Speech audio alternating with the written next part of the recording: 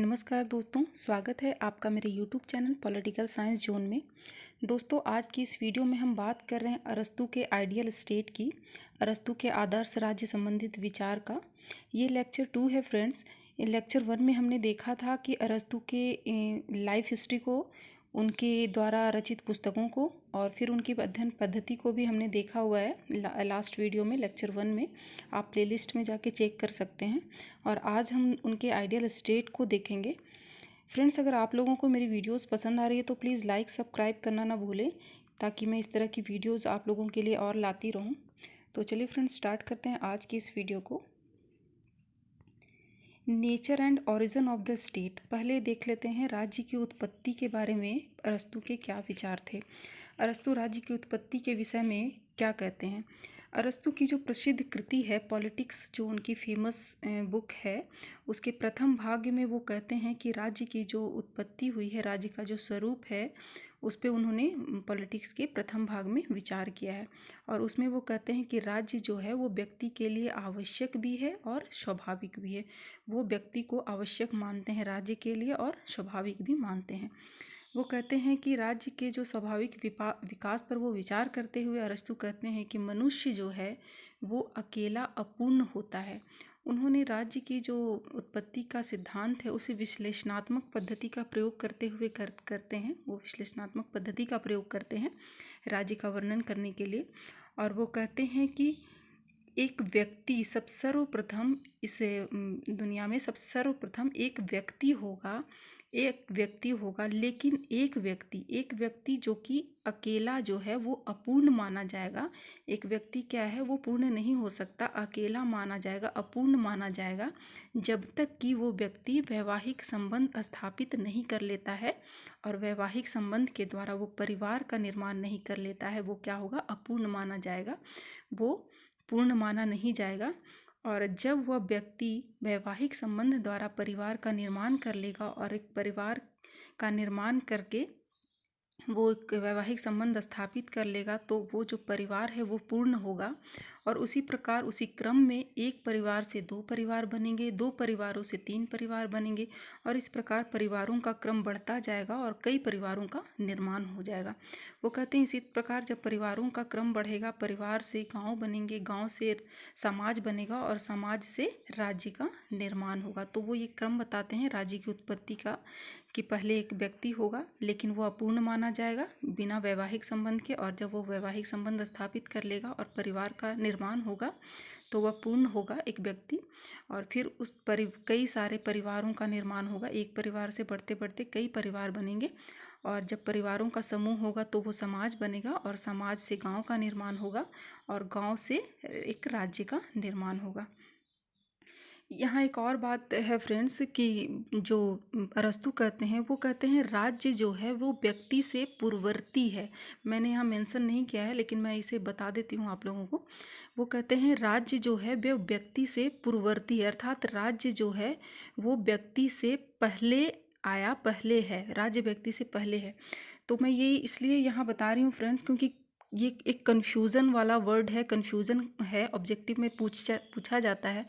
और चूंकि अभी हमने ये डिस्क्राइब किया और हमने पढ़ा कि राज्य की उत्पत्ति का सिद्धांत अरस्तू कहते हैं कि पहले एक व्यक्ति आया जो कि परिवार बनाया, परिवार से समाज और समाज से गांव और राज्य का निर्माण हुआ। तो फिर उनकी जो ये उक्ति है, उनकी का जो ये कथन है कि राज्य व्यक्ति से पूर्ववर्ती है, ये कैसे संभव है। क्योंकि वो तो कहते हैं कि पहले व्यक्ति आया, फिर परिवार और फिर समाज का निर्माण होता है और फिर राज्य बनता है। तो फिर ये कैसे हो सकता है कि राज्य जो है वो व्यक्ति से पहले आएगा। तो आपका ये कॉन्सेप्ट क्लियर होना ज़रूरी है फ्रेंड्स, क्योंकि ऑब्जेक्टिव में ये प्रश्न आने पे आप कंफ्यूज हो सकते हैं। तो मैं इसको क्लियर करना चाहती हूँ। तो जैसा कि अरस्तू कहते हैं, अरस्तू जो है सो राज्य को एक शरीर की तरह मानते हैं। वो कहते हैं कि राज्य जो है वो एक शरीर के समान है।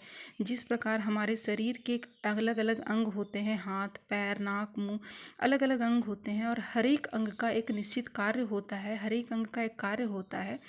और हमारे शरीर का कोई भी अंग अगर नहीं रहेगा, अगर एक अंग खत्म हो जाए तो शरीर निर्बल जरूर हो सकता है लेकिन मृत नहीं हो सकता। लेकिन अगर शरीर ही नहीं रहेगा, शरीर ही नहीं रहेगा तो हमारे शरीर का जो सारा अंग है, कोई भी अंग जो है वो जीवित नहीं रह सकता। उसी प्रकार उनका तर्क है कि राज्य भी जो है वो शरीर रूपी ही है, राज्य भी जो है वो शरीर रूपी है और उसके जो अंग हैं वो हैं गांव, समाज, व्यक्ति, ये सब उनके राज्य के अंग हैं। तो अगर राज्य ही जो कि शरीर रूपी ही है, अगर वो ही नहीं रहेगा तो फिर उसके अंग जो हैं, जो कि व्यक्ति भी उसके अंग हैं, वो कैसे हो सकता है। तो मनोवैज्ञानिक रूप से वो यह सिद्ध करते हैं कि राज्य को व्यक्ति से वो पूर्ववर्ती मानते हैं। आई होप आप लोगों का कॉन्सेप्ट यहाँ क्लियर हो गया होगा फ्रेंड्स। नेक्स्ट देखते हैं, राज्य की उत्पत्ति का सिद्धांत वो जो हैं वो सावयवी सिद्धांत के रूप में राज्य की उत्पत्ति का सिद्धांत का वर्णन करते हैं। वो कहते हैं कि राज्य वो कहते हैं, अरस्तु का कहना है कि राज्य जो है वो व्यक्ति को राज्य का महत्वपूर्ण अंग मानते हैं और कहते हैं कि उसके बिना राज्य का कोई भी क्रियाकलाप नहीं हो सकता। बिना व्यक्ति के राज्य का कोई भी क्रियाकलाप नहीं हो सकता। वो राज्य को अभिन्न अंग मानते हैं सावयवी सिद्धांत के अनुसार। सावयवी सिद्धांत में जो है राज्य को शरीर और व्यक्ति को इसका अंग माना गया है। अरस्तु जो है वो राज्य को व्यक्ति के समान मानते हैं, व्यक्ति के शरीर के समान मानते हैं और जिस प्रकार शरीर का विकास स्वाभाविक ढंग से होता है उसी प्रकार वो कहते हैं कि राज्य का भी विकास स्वाभाविक ढंग से हुआ है। शरीर के समान राज्य के भी अनेक अंग, यहाँ अंग होगा फ्रेंड्स, यहाँ अंग हो गया है, अंगों से मिलकर बना है और यह अंग है कौन, व्यक्ति और उनकी संस्थाएं जो कि है परिवार, ग्राम आदि। तो ये उनके उत्पत्ति का सिद्धांत था। आगे देखते हैं उनके कॉन्सेप्ट हैं, कॉन्सेप्ट ऑफ आइडियल स्टेट। तो वैसे तो अरस्तु का है कि वो वैधानिक विधि को महत्वपूर्ण मानते हैं, उसे ही बेस्ट मानते हैं, लेकिन उनके हिसाब से, उनके अनुसार कुछ परिस्थितियां ऐसी होती है जहाँ की वैधानिक जनतंत्र का विकास संभव नहीं हो पाता है और वो कहते हैं कि वहाँ पे आदर्श राज्य का, वहाँ वो कहते हैं कि ऐसी परिस्थितियों में जो ऐसी परिस्थितियाँ होती हैं वहाँ सर्वोत्तम होता है, आदर्श राज्य का उद्देश्य हो, आदर्श राज्य का स्थापना करना सर्वोत्तम होता है। और उत्तम जीवन का अर्थ वो कहते हैं आनंदमय जीवन से जो आत्मानुभूति पर आधारित होती है। वो कहते हैं कि जो ऐसी कुछ परिस्थितियां हो जाती है जिसमें सर्वोत्तम होता है आदर्श राज्य का निर्माण करना, आदर्श राज्य सर्वोत्तम होता है। और वो कहते हैं कि उत्तम जीवन जो है एक चिंतनात्मक जीवन है और उत्तम जीवन के लिए आवश्यक है कि विशेष प्रकार की परिस्थितियां वहाँ रहे, विशेष प्रकार की परिस्थितियों की उपलब्धता हो जिसे वो आदर्श राज्य की संज्ञा देते हैं। अब प्लेटो ने जो आदर्श राज्य का प्रतिपादित किया था वो उसे ही अरस्तु ने आगे विकसित किया है। प्लेटो ने लॉज में भी आदर्श राज्य की बात की थी, अपने सुधार के रूप में उन्होंने उसमें कानून को भी मिलाया था अपने आदर्श राज्य में, लॉज में, और उसे ही जो अरस्तु हैं उसे आगे विकसित करते हैं अपने इस आदर्श राज्य की अवधारणा में। लेकिन अरस्तु जो है, अरस्तु का जो आदर्श राज्य है वो काफ़ी यथार्थवादी है और व्यवहारिक ढंग से वो व्यवहारिकता को ज़्यादा महत्व देते हैं, यथार्थ की बात करते हैं और वो इसी ढंग से अपने आदर्श राज्य की बात करते हैं। कहा गया है कि रिपब्लिक में जो प्लेटो का आदर्श राज्य है वो सिर्फ कल्पनाओं पर आधारित था, वो आदर्शवादी था, कल्पना पर आधारित था, यथार्थ पर नहीं था। लेकिन जो अरस्तु का आदर्श राज्य है वो यथार्थ पर आधारित है। कुछ विचारक हैं जिनके विचार हैं, सेबाइन कहते हैं अरस्तु के आदर्श राज्य के विषय में, वो कहते हैं जिसे अरस्तु आदर्श राज्य मानता है, वो सेबाइन कहते हैं कि जिसे अरस्तु आदर्श राज्य मानता है वह प्लेटो का उप आदर्श या द्वितीय सर्वश्रेष्ठ राज्य है। इसका अर्थ यह है कि अरस्तु का जो आदर्श राज्य है प्लेटो के उप आदर्श राज्य का ही संशोधित संस्करण है। प्लेटो के उप आदर्श राज्य जो उन्होंने लॉज में व्यक्त की थी अपने सुधार के रूप में, उन्होंने कानून को महत्व देना शुरू कर दिया था, वो कानून के महत्व को समझ गए थे। तो सेबाइन का कहना है कि जो अरस्तु का जो आदर्श राज्य है वो प्लेटो का ही उपादर्श राज्य का सुधारक रूप में है, प्लेटो का ही उपादर्श राज्य का द्वितीय सर्वश्रेष्ठ राज्य है। और इसका अर्थ है कि अरस्तु का आदर्श राज्य प्लेटो के उपादर्श राज्य का ही संशोधित संस्करण है। उन्होंने ही संशोधित संस्करण के रूप में प्लेटो के आदर्श राज्य को दोबारा व्यक्त किया है। वहीं सिनक्लेयर कहते हैं कि अरस्तु वहाँ से प्रारंभ करता है जहाँ से प्लेटो छोड़ देता है। प्लेटो अंत में प्लेटो का जो अंतिम कृति थी वो लॉज थी, तो इसलिए वो कहते हैं, सिनक्लेयर कहते हैं कि अरस्तु वहाँ से प्रारंभ करता है जहाँ प्लेटो छोड़ देता है। प्लेटो लॉज कृति अंतिम थी और उसे वहाँ पे वो समाप्त करते हैं और अरस्तु वहाँ से प्रारंभ करता है। अब देख लेते हैं उसके उद्देश्य क्या थे। अरस्तु के आदर्श राज्य की स्थापना का उद्देश्य क्या था।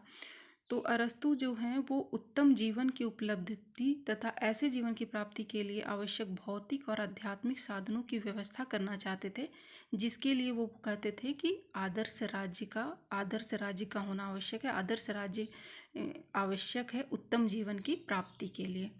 अरस्तु का भी कथन है कि अरस्तु का कथन है कि जो राज्य स्वयं अपने जीवन को और नागरिकों के जीवन को इन श्रेष्ठ तत्वों से, आदर्श राज्य के श्रेष्ठ तत्वों से परिपूर्ण कर सकता है, वही क्या है, आदर्श राज्य है। ये प्लेटो का कथन है आदर्श राज्य का, कि जो राज्य स्वयं अपने जीवन को और नागरिकों के जीवन को श्रेष्ठ तत्वों से परिपूर्ण कर सकता है, वही आदर्श राज्य कहलाता है। तो ये था अरस्तु का आदर्श राज्य। अब देख लेते हैं उनके आदर्श राज्य का फॉर्म, वो उन्होंने कौन कौन सी बातों को आदर्श राज्य में रखा था। उनका जो पहला है वो है पॉपुलेशन ऑफ द स्टेट। वो राज्य की जनसंख्या के बारे में बात करते हैं। वो कहते हैं कि वो प्लेटो की तरह जनसंख्या, जैसे प्लेटो ने उसकी निर्धारित कर दी थी, राज्य की जनसंख्या का निर्धारण किया था कि इतना जनसंख्या होना चाहिए, वैसे अरस्तु जनसंख्या का निर्धारण नहीं करते हैं अपने आदर्श राज्य में। वो कहते हैं कि राज्य की जनसंख्या ना तो इतनी अधिक होनी चाहिए कि शासन व्यवस्था को बनाए रखना संभव ना हो सके, और ना ही इतनी कम होनी चाहिए कि राज्य का जो निर्भरता है, राज्य की निर्भरता का लक्ष्य ही प्राप्त ना हो। तो वो एक लिमिटेड, जितना ज़रूरी है उतने ही जनसंख्या की बात करते हैं, कि ना तो कमी हो और ना अधिक हो। तो वो इस प्रकार के राज्य की जनसंख्या की बात करते हैं। अब बात करते हैं द साइज ऑफ स्टेट। वो दूसरी बात करते हैं राज्य के आकार की। वो कहते हैं कि राज्य का जो आकार है, वो क्षेत्र जो है राज्य का, इतना अवश्य होना चाहिए कि वहाँ के नागरिकों को एक निश्चित आत्मनिर्भर और स्वतंत्र जीवन जीने में वो समर्थ हो सके, उनकी जो आत्मनिर्भरता है वो प्राप्त हो सके। और इस सीमा से अधिक भी नहीं होनी चाहिए कि वो राज्य में विलासिता और शिथिलता को जन्म दे सके। फिर बात करते हैं the economic structure of the state की। राज्य का आर्थिक स्वरूप कैसा होना चाहिए। इस विषय में अरस्तु कहते हैं कि राज्य का जो आर्थिक स्वरूप है वो संपत्ति को महत्व देते हैं। जैसे प्लेटो ने राज्य में संपत्ति का साम्यवाद कर दिया था, वो कुछ वर्गों को संपत्ति से वंचित करते हैं, उस तरह की बात अरस्तु नहीं करते हैं। अरस्तु कहते हैं कि सभी को संपत्ति का अधिकार होना चाहिए, और उसके वो सार्वजनिक उपभोग की व्यवस्था करते हैं। वो कहते हैं कि उसके सार्वजनिक उपभोग की व्यवस्था हो, ताकि नागरिकों में एकता स्थापित रहे। फिर बात करते हैं the social structure of the state की, राज्य का सामाजिक स्वरूप की। तो राज्य के सामाजिक स्वरूप में अरस्तु जो है वो सभी वर्गों को महत्व देते हैं। उनके अनुसार वर्ग जो हैं वो हैं कृषक, शिल्पी, सैनिक, व्यापारी, पुरोहित और शासक। तो ये जो वर्ग हैं वो सभी वर्गों को महत्वपूर्ण मानते हैं। लेकिन जो वो प्रथम दो वर्ग हैं, जो कि हैं कृषक और शिल्पी, वो उनको नागरिकता प्रदान नहीं करते हैं। वो कहते हैं कि जो ये राज्य में रहेंगे, ज़रूर राज्य का कार्य भी करेंगे, लेकिन जो उनकी स्थिति है वो दास के समान होगी। और बाकी अन्य जो चार वर्ग हैं, जैसे कि वो सैनिक हो गए, व्यापारी, पुरोहित और जो शासक वर्ग हैं, ये चार जो वर्ग हैं वो ही राज्य के नागरिक होंगे।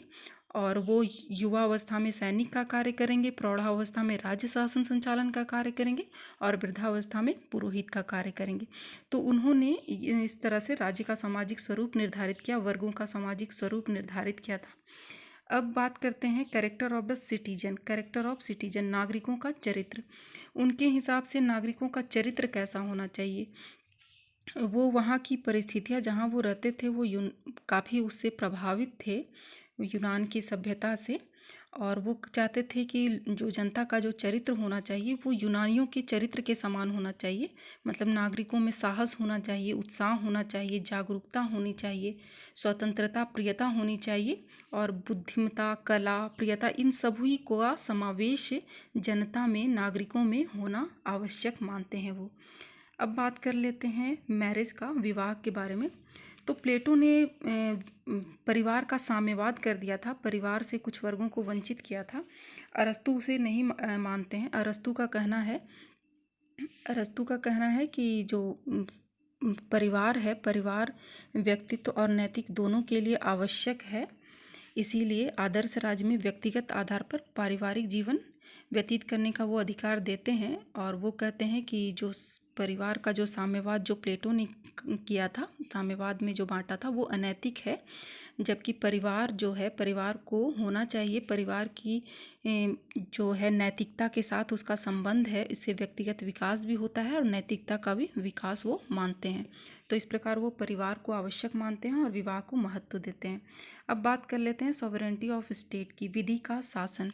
विधि का शासन में वो क्या कहते हैं, वो आदर्श राज्य में अपने जो है वो विधि के शासन में 3 तरह के कार्य को और 3 तरह के अंगों का निर्माण करते हैं। वो कहते हैं कि शासन संबंधी जो कार्य है, जिसमें चिंतन और निर्णय लेने का कार्य होगा, वो विधायिका करेगी, उसे वो असेंबली भी कहते हैं, वो असेंबली नाम देते हैं उसे। फिर दूसरा जो वर्ग होगा वो शासन संचालन का कार्य करने वाले लोग होंगे, उसमें शासक वर्ग होंगे जो उस कार्य को करेंगे, जो कि कार्यपालिका के समान होगी, उसे वह मजिस्ट्रेसी के नाम से बोलते हैं। और जो तीसरा अंग है, जो कि उनका तीसरा अंग है, वो है न्यायिक अधिकारी, न्यायपालिका। वो कहते हैं कि जो बाकी जो लोगों की सुनवाई, लोगों को न्याय करने का जो अधिकार होगा, न्यायपालिका के पास होगा, तो वो न्यायिक अधिकारी की बात करते हैं तीसरे अंग के रूप में। तो इस प्रकार वो तीनों अंगों की बात करते हैं जो आज भी वर्तमान में हमारे देश में है, तीनों अंग। फिर वो बात करते हैं एजुकेशन की, शिक्षा की। उनका कहना था कि जो वर्ग हैं उसमें शिक्षा की, सभी वर्ग जो हैं उनमें सभी वर्गों में वो शिक्षा की बात करते हैं, सभी वर्गों को शिक्षा देने की बात करते हैं। उनकी जो शिक्षा व्यवस्था थी, प्लेटो की शिक्षा व्यवस्था की तरह आजीवन चलने वाली व्यवस्था नहीं थी। वो उन्होंने 7 से 14 और 14 से 20 वर्ष तक के चलने वाली शिक्षा की बात की थी। वो कहते हैं कि 7 से 14 वर्ष तक की जो शिक्षा होगी वो होगी व्यायाम और संगीत की शिक्षा, और जो 14 से 20 वर्ष की जो शिक्षा होगी उसका उद्देश्य होगा बौद्धिक और सैनिक प्रशिक्षण, क्योंकि उसके बाद वो बौद्धिक सैनिक का भी कार्य करेगा। उनके हिसाब से हर एक वर्ग का कार्य बंटा हुआ है जो हर एक एज में करना होगा, तो इसीलिए वो 7 से 14 में व्यायाम संगीत की बात करते हैं और 14 से 20 की उम्र में वो सैनिक और बौद्धिक शिक्षा की बात करते हैं। अब अन्य सुविधाओं में और वो और भी कुछ कुछ बात करते हैं कि राज्य के जो बाह्य आक्रमण से बचाने के लिए सुरक्षा के अच्छे साधन होने चाहिए, नागरिकों की कुछ सुविधाओं की बात करते हैं। राज्य को जल, सड़क और बिजलियों का अच्छी व्यवस्था करनी चाहिए ताकि वो नागरिकों का साथ साथ देश का कल्याण हो सके। तो इस प्रकार ये राज्य के उनके आदर्श राज्य का स्वरूप था, जिनके इन मुख्य बिंदुओं पर वो चर्चा करते हैं। अब बात कर लेते हैं और आदर्श राज्य की आलोचनाओं का। काफ़ी सारी आलोचनाएं भी हुई है उनके आदर्श राज्य की, तो उसकी चर्चा कर लेते हैं। पहली जो बात की गई है वो कही गई है लैक ऑफ ओरिजिनलिटी, मौलिकता का अभाव। इसमें आलोचक हैं जो उनका कहना है कि अरस्तु ने जिस आदर्श की बात की है, आदर्श राज्य की जो बात की है, वो प्लेटो के ही आदर्श राज्य का प्रतिछाया के रूप में है। उन्होंने कोई आलोचक कहते हैं कि अरस्तु ने कोई आदर्श राज्य के नए आदर्श राज्य का निर्माण नहीं किया है, उन्होंने प्लेटो के ही आदर्श राज्य को कुछ सुधार करके उसे ही उन्होंने बतलाया है। तो उन्होंने कोई नए राज्य का निर्माण नहीं किया, नए राज्य की बात नहीं की है। दूसरी जो बात है वो कहते हैं आलोचकों का जो है दूसरा है, अरस्तु का आदर्श राज्य का जो विचार है वो अस्पष्ट है। Aristotle concept of ideal state is not clear. लोगों का कहना है, आलोचकों का कहना है कि अरस्तु का जो आदर्श राज्य है वो स्पष्ट नहीं है, क्योंकि एक तरफ तो वो कहते हैं कि सभी को समान होना चाहिए, वो एकता पर बल देते हैं, सभी की समानता की बात करते हैं, लेकिन वहीं वो क्या करते हैं, जो स्त्री और पुरुष है उसमें असमानता करते हैं, स्वामी और दास का वर्गीकरण करते हैं। उनके अनुसार जो कहते हैं कि स्वामियों को दासों का शोषण करने की छूट दे देते हैं। तो ये सब जो बातें हैं उनके आदर्श राज्य में उन्होंने जो बात की है वो अस्पष्ट है, क्योंकि उनकी दोनों बातें क्लियर नहीं हो पाती। एक तरफ वो एकता की बात करते हैं, दूसरी तरफ वो दास को निम्न श्रेणी में डाल देते हैं। नागरिकों में भी वो सभी वर्गों का वर्णन तो करते हैं, लेकिन दो वर्गों को नागरिकता का अधिकार भी नहीं देते। तो इस तरह से आलोचकों का कहना है कि उन्होंने आदर्श राज्य का जो विचार दिया है वो अस्पष्ट है, क्लियर नहीं है। तीसरी बात जो है, आलोचकों का मानना है कि आदर्श राज्य में जो उन्होंने बात की है वो एकता और राज्य की सर्वोपरिता के सिद्धांतों को जो वो जोड़ने का प्रयास किए हैं वो क्या है, असफल है। There is unsuccessful attempt to reconcile the principle of unity in diversity and the hegemony of the state. वो कहते हैं जो सिद्धांतों को जोड़ने का जो वो प्रयास करते हैं वो असफल है। वो एक तरफ एकता की बात करते हैं, वही दासों की स्थिति को कुत्ते के समान वो कर देते हैं। तो उनका जो ये है वो मिक्स नहीं होता, उन मैच नहीं करता। और शिक्षा के क्षेत्र में भी राज्य का पूर्ण नियंत्रण होता है और व्यक्ति जो है वो कुछ भी राज्य के विरुद्ध नहीं कर सकता। तो ये सब जो बातें हैं वो राज्य की सर्वोपरिता में नहीं आती, आदर्श राज्य में एकता स्थापित नहीं करती है। तो इसलिए आलोचकों का जो कहना है कि अरस्तू ने जो बात की है एकता और राज्य की सर्वोपरिता को जोड़ने की, वो उनका असफल प्रयास है। यहाँ यहाँ 4 होगा। अरस्तु का आदर्श राज्य प्लेटो का उपादर्श राज्य है, copy of Plato's ideal state. ये पहले भी हो चुका है। वो आलोचकों का कहना है कि अरस्तु ने किसी भी नए आदर्श राज्य के निर्माण की बात नहीं करते हैं, वो केवल प्लेटो के ही आइडियल स्टेट, प्लेटो ने जो अपने उपादर्श राज्य में जो बातें की हुई थी, लॉज में जो बातें की हुई थी, उसे ही अरस्तु ने अपने आदर्श राज्य में दोहराया है। उन्होंने किसी नए ग्रंथ की रचना नहीं की है। फिर बात करते हैं अव्यवहारिक, इम्प्रैक्टिकल। आलोचकों का कहना है कि जो अरस्तु का जो आदर्श राज्य है वो इम्प्रैक्टिकल है, अव्यवहारिक है, ये मात्र नकल है उनका। वो कहते हैं कि एक तरफ तो वो अपने जो पॉलिटिक्स है, उनकी जो अरस्तु की बहुत महत्वपूर्ण ग्रंथ है पॉलिटिक्स, उसके तीसरे अध्याय में ही वो आदर्श राज्य की भूमिका के बारे में बात करते हैं, और पुनः वह 7वें और 8वें पुस्तक में भी आदर्श राज्य की व्याख्या करते हैं, जिससे पता चलता है कि उनकी जो योजना थी आदर्श राज्य को लेकर वो असंतोषजनक थी, वो क्लियर नहीं थी। इसलिए आलोचकों का कहना है कि वो अव्यवहारिक थे। इन आदर्श राज्य के बारे में जो बात कर रहे हैं वो अव्यवहारिक है। 6 number, division of work and class according to age, आयु के अनुसार वर्ग और कार्य का विभाजन। अरस्तु ने जो ये कार्य का जो विभाजन किया है आयु के अनुसार कर दिया है। उनका कहना था कि जो एक नागरिक होगा, युवा अवस्था में सैनिक होगा। युवा अवस्था में वो कहते हैं कि एक जो नागरिक होगा वो सैनिक होगा। प्रौढ़ावस्था में जब वो आएगा तो वो शासन का संचालन करेगा, शासक बन जाएगा। और जब लास्ट जो एक वृद्धावस्था कहते हैं जिसे, वो वृद्धावस्था में जब जाएगा तो वो पुरोहित का कार्य करेगा। तो इसमें आलोचकों का कहना है कि इससे तो एक ही आयु वर्ग के जो होंगे कार्य, उस करने वालों की संख्या अधिक हो जाएगी, और विशेषज्ञ जो होंगे, जो एक ही कार्य को कार्य करते हुए विशेषज्ञ बनते हैं, उनका तो अकाल ही पड़ जाएगा। तो इस प्रकार आलोचकों का कहना है कि उन्होंने जो आदर्श राज्य में बात की है, एक ही आयु वर्ग के अनुसार कार्यों का जो विभाजन किया है वो उचित नहीं है और यथार्थ नहीं है। अब बात कर लेते हैं लास्ट, आदर्श राज्य में नैतिकता, उत्तमता और विवेक की कोई निश्चित परिभाषा नहीं की है। आलोचकों का कहना है the ideal has no definite definition of the morality, worthiness and the conscience. वो कहते हैं कि आदर्श राज्य में जो नैतिकता की बात की है उन्होंने, वो उसकी सही परिभाषा उन्होंने नहीं दी है। ये सब जो है नैतिकता, उत्तमता और विवेक की उन्होंने कोई भी निश्चित परिभाषा नहीं दी है, और उन्होंने सही ढंग से इसे परिभाषित नहीं किया है। तो ये था अरस्तु के आदर्श राज्य का वर्णन। आई होप आप लोगों को अच्छा लगा होगा दोस्तों। अगर अच्छा लगा होगा तो लाइक करें, सब्सक्राइब करें। Thank you.